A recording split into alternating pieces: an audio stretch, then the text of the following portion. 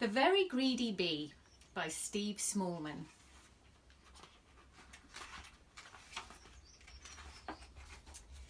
In a busy, buzzy beehive lived a very greedy bee. All the other bees worked hard making honey and cleaning the hive, but the greedy bee spent all day gobbling pollen and guzzling nectar. Slurp, slurp, burp, slurp, slurp, burp. The greedy bee wouldn't share his nectar with anyone. He wouldn't even let a tired old ladybug sit on his flower. "Find your own flower," he shouted. "This one is mine. It's mine."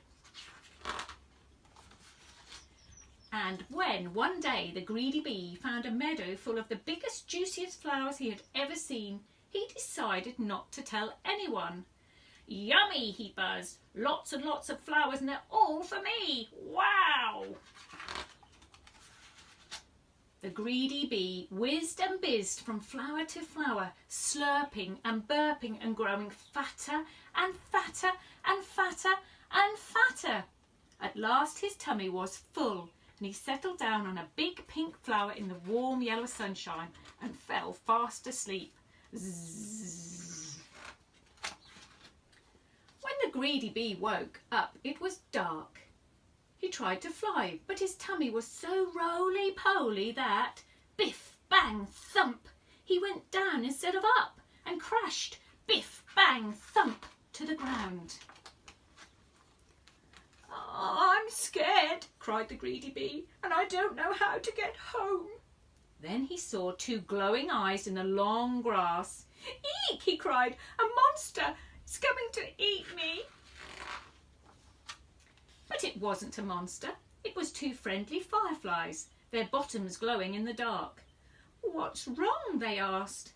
"I'm too full to fly," wailed the greedy bee, "and I can't walk home in the dark."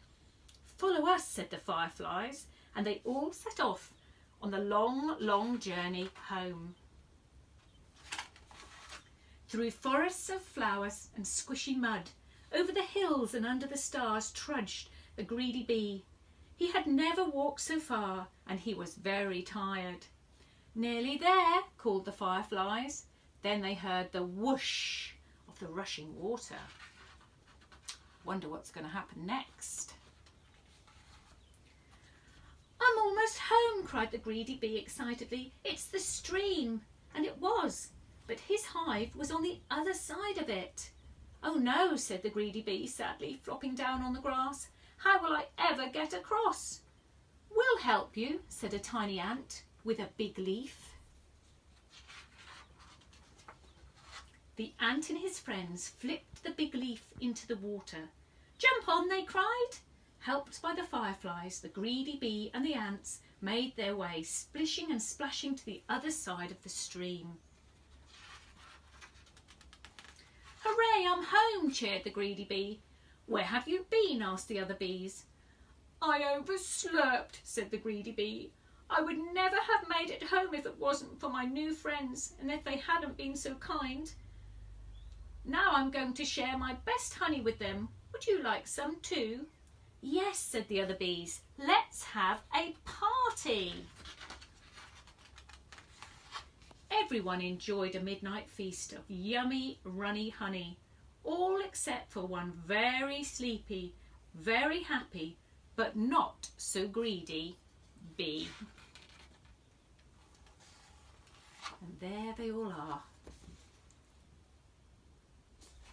The end.